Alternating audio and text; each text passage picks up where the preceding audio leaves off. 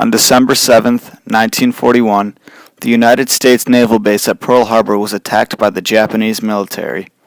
The attack left 2,402 Americans dead and an additional 1,282 wounded.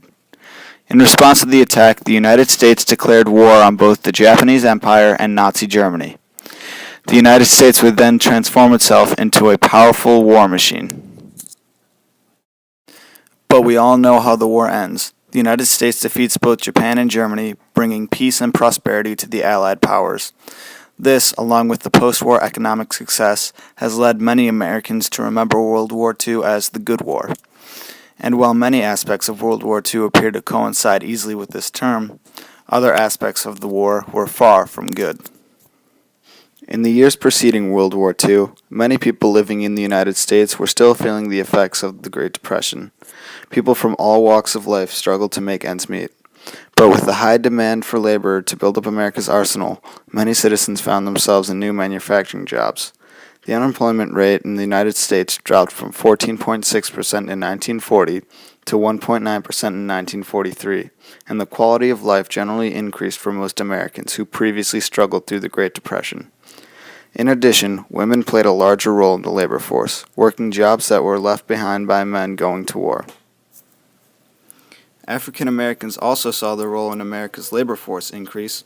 However, their transition into manufacturing jobs was much more difficult. Many African Americans were initially discriminated from jobs, one spokesperson for a West Coast aviation plant saying that blacks should only work as custodians and other low-level jobs, regardless of the skills they may possess.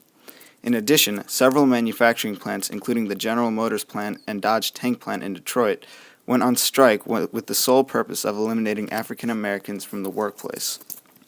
However, this act was countered by the Fair Employment Practices Commission set up by President Franklin Delano Roosevelt in 1941, which was later strengthened in 1943.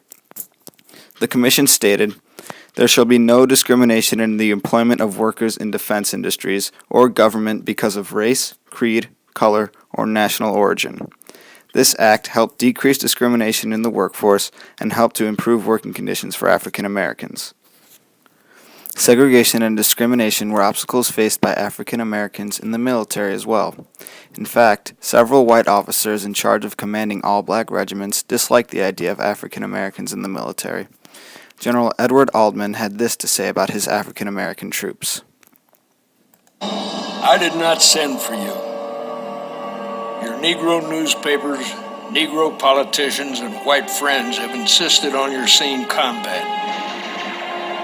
And I shall see to it that you get combat and your share of casualties."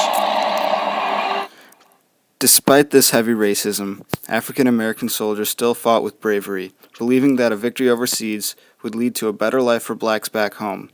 This idea can be seen in an excerpt by Sergeant James Tillman from a documentary titled "For Love of Liberty." But we were dedicated.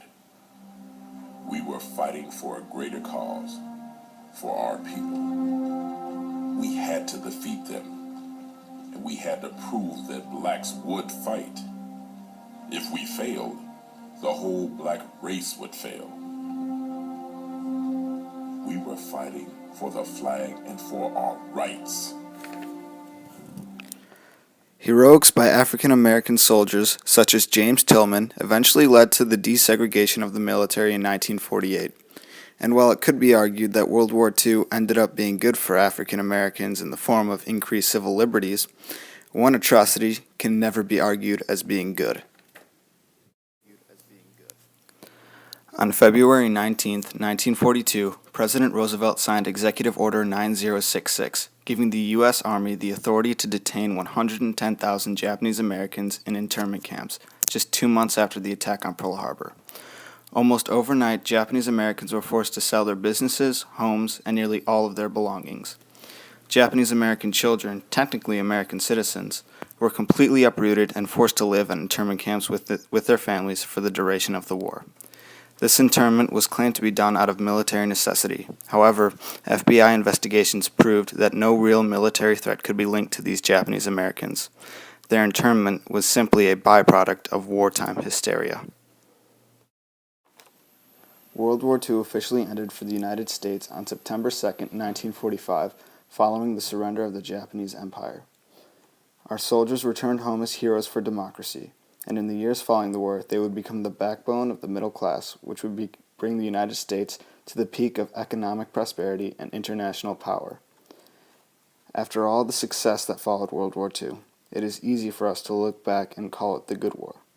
But when you truly examine the war itself, with all of its racism, human rights atrocities, and massive death, there is no way World War II can ever be described as good.